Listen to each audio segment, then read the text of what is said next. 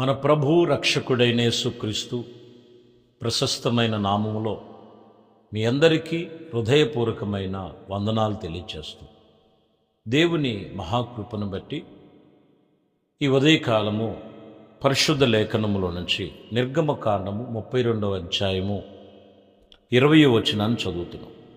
మరునాడు మోషే ప్రజలతో, మీరు గొప్ప పాపము చేసితిరి గనుక యెహోవా యొద్దకు కొండ ఎక్కి వెళ్ళెదను. ఒకవేళ మీ పాపమునకు ప్రాయశ్చిత్తము చేయగలిగిన నేమో అనెను. ఇక్కడ మీరు గమనించినట్లయితే దైవజనుడు మోషే ప్రజలందరూ పాపము నిమిత్తము దేవుని పర్వతమునకు ఎక్కినట్లుగా రాయబడి ఉంది. ఇక్కడ ఒకవేళ మీ పాపమునకు ప్రాయశ్చిత్తము చేయగలుగునేమో అనెను. దేవుని మందిరానికి పర్వతం, దేవుని సన్నిధి, దేవుని మందిరం సూచిస్తూ ఉంటాయి. దేవుడి మందిరానికి వచ్చే ప్రతి ఒక్కరూ కూడా ప్రాయశ్చిత్తము చేయబడిన వారై ఉన్నారు.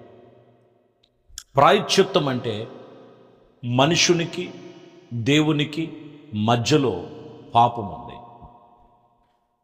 మనిషినికి దేవునికి మధ్యలో పాపం ఉంది. ఈ పాపము మనిషి దేవునికి సమీపము కాలేకపోతుంది. ఈ పాపమును ఒప్పుకోగలిగితే, ఒప్పుకునేవాడు మనిషి, ప్రాయశ్చిత్తము చేయవాడు దేవుడు. ప్రాయశ్చిత్తం కలగాలి, క్షమించబడాలి. మనం దేవుని మందిరానికి వచ్చింది, దేవుని మందిరములో నడిచేది, దేవుని మందిరానికి వెళ్ళేది, యేసుక్రీస్తుని అంగీకరించింది దేనికనంటే మనిషి జీవితంలో పాపం ఏలుబడి చేయకు.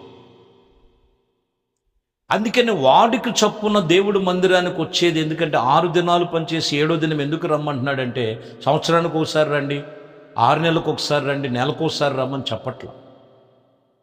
ప్రతి 6 రోజుల తర్వాత 7వ దినము దేవుని సన్నిధికి రావాలి. ఎందుకంటే ఈ 6 దినాలలో కొన్ని తెలియని కొన్ని పాపములు వెంబడిస్తుంటాయి. తిరిగి 7వ దినము దేవుని వాక్యమును బట్టి మరికొన్ని పాపములు పడుకోకుండా ప్రాయశ్చిత్తము చేయబడిన అనుభవాలు సూచిస్తుంటాయి. అందుకని దేవుడి మందిరములోనికి వచ్చేటువంటి ప్రతి ఒక్కరము ప్రాయశ్చిత్తము చేయబడిన అనుభవంలోనికి రావాలి. ఇదే నిర్గమకాండములో 31లో మీరు చదవచ్చు. అప్పుడు మోషే యెహోవా యొద్దకు తిరిగి వెళ్ళి, అయ్యా, ఈ ప్రజలు గొప్ప పాపము చేసితిరి దేవుణ్ణి వేడుకోండి. ఈ గొప్ప పాపం ఏంటంట? దేవునికి విరోధముగా హేయమైనది చేసుకొని పెట్టుకున్నారు. అక్కడ దేవునికి హేయమైనది చేసుకొని పెట్టుకునటం వలన గొప్ప పాపం చేశారు. కాబట్టి అక్కడ కొన్నిసార్లు దేవుడికి కూడా కొన్ని కోపము రేపబడినట్లుగా కనపడుతుంది. హేయమైనవి చేయటం మీ జీవితంలో చాలా జాగ్రత్తగా గమనించాలి. దేవుని యొద్దకు రావాలి. మీరు ప్రాయశ్చిత్తము చేయబడిన వారయ్యుండు. మోషే ప్రజల నిమిత్తం వేడుకుంటున్నాడు. అంతేకాదు రోమాపత్రికలో 4వ అధ్యాయము 7వ వచనములో మీరు చదివితే, ఏలయనగా తన అతిక్రమ క్రియలకు పరిహారము నొందినవాడు, తన పాపమునకు ప్రాయశ్చిత్తము నొందినవాడు ధన్యుడు. బైబిల్ చెప్తున్నటువంటి సత్యం. పాపాన్ని దాచుకున్నవాడు ధన్యుడు కాదు. అదే పాపములో ఉండి భక్తి చేస్తున్నవాడు ధన్యుడు కాదు. అదే దోషములో ఉండి చేస్తున్నటువంటి వారు ధన్యులు కాదు. దాన్ని తెలుసుకొని వాక్యం చెప్తున్న మాట, తన అతిక్రమమునకు పరిహారము నొందినవాడు, తన పాపమునకు ప్రాయశ్చిత్తము నొందినవాడు ధన్యుడు. ప్రాయశ్చిత్తము చేయబడాలి. దేవుని మందిరానికి వచ్చేది ప్రాయశ్చిత్తము చేయబడాలి. నీ నిమిత్తం, నీ పిల్లల నిమిత్తం, నీ కుటుంబం నిమిత్తం. అందుకే కదా యోబును మనం చూస్తే ప్రతి అరుణోదయము తన నిమిత్తం, తన పిల్లల నిమిత్తం, తన పనివారి నిమిత్తం ప్రాయశ్చిత్తముగా దహన బలులు, దేవునికి ప్రత్యేకమైనటువంటి బలులు అర్పించేటువంటి ప్రతి అరుణోదయము యోబు చేస్తున్నటువంటి పనులు అవే. ఈరోజు మనం ఇక్కడ కూడా తన పాపమునకు ప్రాయశ్చిత్తము నొందినవాడు ధన్యుడు. దేవుడి కార్యాలు అక్కడే ఉన్నాయి. ప్రాయశ్చిత్తము చేయబడితే దేవుడి కార్యములు మనం చూడగలుగుతారు ప్రతి ఒక్కరు కూడా. మొదటి యోహాను పత్రికలో 2వ అధ్యాయం 1వ వచనం చదివితే, నా చిన్న పిల్లలారా, మీరు పాపము చేయకున్నట్లుగా ఈ సంగతులు మీకు రాయుచున్నాను. ఎవడైనను పాపము చేసిన ఎడల నీతిమంతుడైన యేసుక్రీస్తు అనే ఉత్తరవాది అయి తండ్రి యొద్దకు మనకునున్నాడని మీరు జ్ఞాపకం చేసుకోలేదు.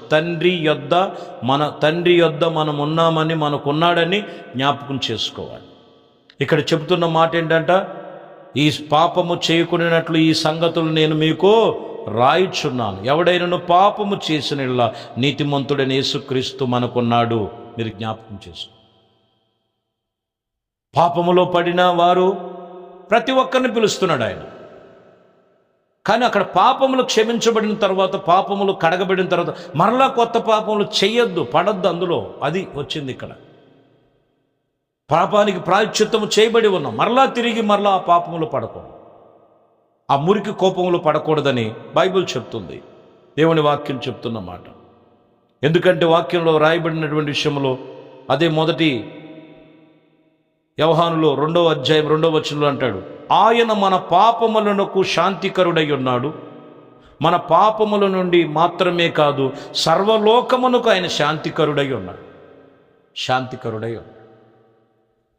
కాబట్టి దేవుని సన్నిధిలో ప్రాయశ్చిత్తము చేయబడినటువంటి వారమై ఉండాలని లేఖనాలు మనల్ని హెచ్చరిక చేస్తున్నాయి.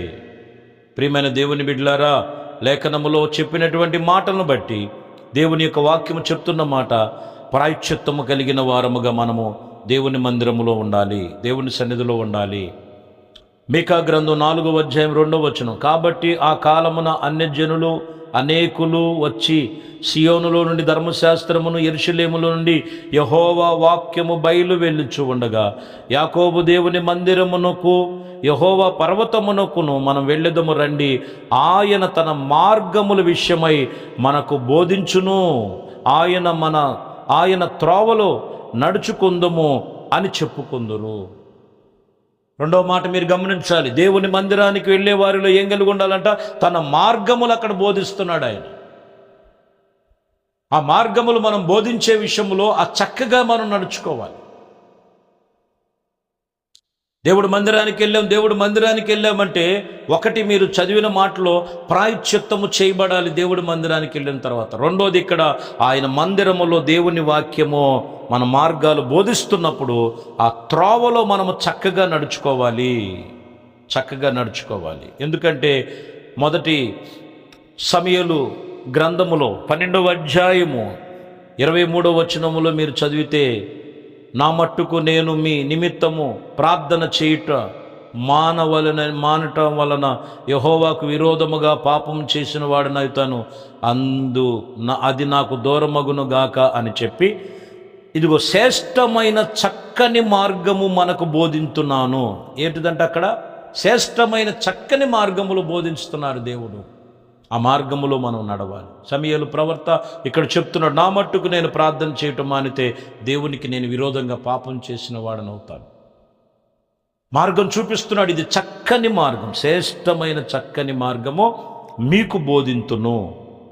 మంచి మాటలు చెప్తున్నాడు.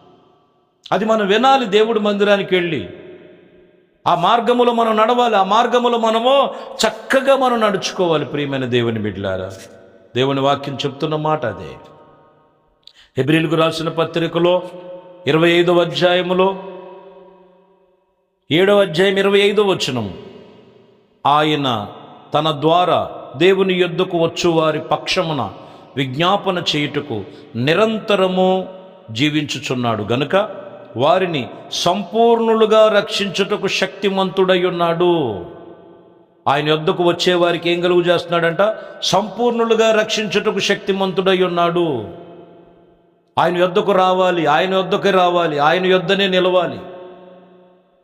ఇక్కడ మరొక మాటలో మనం చూడొచ్చు, సంపూర్ణత రక్షణ ఉంది ఆయన దగ్గర, సంపూర్ణ రక్షణ ఉంది. మీరందరికీ తెలుసు, లూకాసు వార్తలో 10వ అధ్యాయం 30వ వచనంలో మనం చదివితే, యెరూషలేములో సంపూర్ణ రక్షణ ఉంది, కానీ ఈ మనిషిని చూస్తే యెరూషలేములో నుండి వెరుకోకి వెళుతున్నాడు. సంపూర్ణ రక్షణ వదిలిపెట్టేసి తిరిగి లోకం వైపు తిరిగినట్లుగా యెరికోలోకి వెళ్తున్నటువంటి విషయంలో మీరు యెరూషలేము నుండి యెరికో పట్టణముకు దిగి వెలుచు ఉండగా దొంగల చేతిలో చిక్కుకొని వాడు తన బట్టలు దోచుకొని అతన్ని కొట్టి గాయపరిచి కొనోపురుతో పడించాడు. అర్థమైందండి? దేవుడి మందిరానికి వెళ్ళుదాము రండి. అక్కడ ఏం జరుగుతుందంటే మనకి రక్షణ, మనకి సంపూర్ణ రక్షణ ఉంది. అక్కడ కాదని వెళ్ళిపోయినటువంటి ఈ వ్యక్తికి ఏం కలుగుతుందంటే అక్కడ మీరు చూస్తే దెబ్బలు, గాయాలతో పడిపోయాడు. చాలామంది జీవితంలో చూడండి, ఎక్కడికన్నా వెళ్దామంటే రెడీ, తండోపతండాలుగా వచ్చేటువంటి పరిస్థితులు కనపడతాయి. దేవుడి మందిరానికి వెళ్దామంటే అసలు దేవుడి మందిరానికి ఎక్కటానికి వాళ్ళ కాలు ముందుకు రాదు. చాలామందికి కుటుంబాలతో కలిసి రారు. ఆ పిల్లలు కూడా చూడండి, ఎక్కడికైనా ఊరు ప్రయాణాల్లో ఈ సీజన్లో చూస్తే చాలా జాగ్రత్తగా గమనించాలి. దేవుని మందిరానికి ఎక్కి రావటం వలన మనకేం కలుగుతుందంటే సంపూర్ణ రక్షణ ఉంది. అక్కడ సంపూర్ణ రక్షణ ఉంది.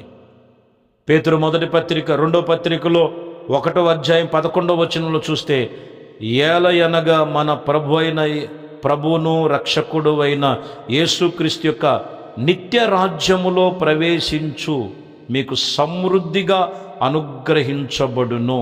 ఎక్కడికంట? నిత్య రాజ్యములోనికి ప్రవేశించటానికి దేవుడు మనకే సమృద్ధిగా అనుగ్రహించాడు. కాబట్టి దేవుని మందిరమునకు రావలసిన వారిలో మొదటిగా ఉండవలసింది ఏంటంటే వారు ప్రాయశ్చిత్తము నొందిన వారై ఉండాలి. ప్రాయశ్చిత్తము నొందిన వారై ఉండాలి. దేవుని మందిరములోనికి వచ్చేటువంటి వారిలో వాక్యం చెప్తున్నటువంటి మాటలో ఏమై ఉన్నదంటే పాపములు ఒప్పుకున్న వారై ఉండాలి. పాపములు ఒప్పుకోగలిగితే దేవుడు మనల్ని శాంతికరుడుగా ఉన్నాడు. దేవుని యొద్దకు వచ్చేవారిలో మనము ఏమి నేర్చుకోవాలంటే చక్కని మార్గం బోధిస్తున్నాడు. ఆ చక్కని మార్గములో నడుచుకున్నటకు మనం సిద్ధపడాలి. దేవుని యొద్దకు వచ్చే వారిలో ఉండవలసినది ఏంటంటే వాక్యం ఇక్కడ చెబుతున్న మాట, రక్షణ, సంపూర్ణమైన రక్షణ మనకి ఉంది. కాబట్టి అవి కలిగిన అనుభవాల్లో మనం ఉండాలి. దేవుని విషయంలో మనము సంపూర్ణులు కాకపోతే ఇవి మనము చూడలేము.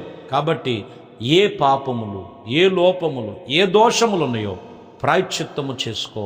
దేవుడు నిన్ను అన్ని విషయాల్లో, నీకు, నీ కుటుంబానికి రక్షణ, చక్కని మార్గము బోధిస్తున్నాడు. పరలోక రాజ్య వారసులుగా ఉండటానికి దేవుడు మనల్ని నియమించి ప్రతి ఒక్కరిని కూడా సిద్ధపరిచారు. అట్టి కృప దేవుడు మీ అందరికీ దయచేయునుగాక. ప్రార్థన చేద్దాం. మహాపరిశుద్ధుడా, ప్రేమ కలిగిన తండ్రి, యాకోబు దేవుని యొద్దకు వెళుదాము రండి.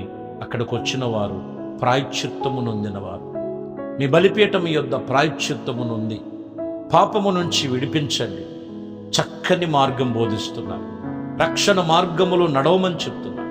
ప్రభువా, ఇదిగో నా ప్రభువా, మీరు అప్పగించినటువంటి దేవుని సన్నిధిలో ఆత్మ సంబంధమైన రక్షణ కలిగి ఉండటానికి అయా సామర్థ్యత కలిగిన వారుగా ప్రతి ఒక్కరిని కూడా మీ సన్నిధికి వస్తున్న వారిని మీ చేతులకు అప్పగిస్తూ మీ సన్నిధికి నడిపించండి. వెనకపడిపోయారేమో, రక్షణ పొందుకొని వెనకబడిపోయారేమో, దేవుని నమ్ముకొని వెనకబడిపోయారేమో, అట్టి వారందరినీ వారి కుటుంబాలతో కలిసి మీ మందిరానికి వచ్చే వాడుక వారి జీవితంలో నెరవేర్పు జరిగించి చక్కగా మిమ్మల్ని వెంబడించి మీ మాటల ప్రకారముగా వాళ్ళ కుటుంబాల్లో సరిచేసుకొని, ఆత్మీయతను సరిచేసుకొని ప్రార్థన జీవితము కలిగి ఉండటానికి పరిపూర్ణతలోనికి నడిపించమని యేసుక్రీస్తు నామములో వారం వారం మీ సన్నిధిలో కనపడేటట్లు, మీ సన్నిధిలో బోధించే ప్రతి మాట చక్కగా విని తమ జీవితాన్ని సరిచేసుకునేటట్లుగా కృప చూపించమని యేసుక్రీస్తు పరిశుద్ధ నామములో ప్రార్థించి వేడుకొనుచున్నాము తండ్రి.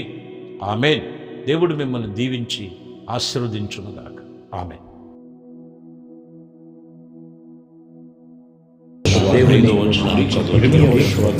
పరిశుద్ధ వందనాలు తెలియజేస్తున్నాం.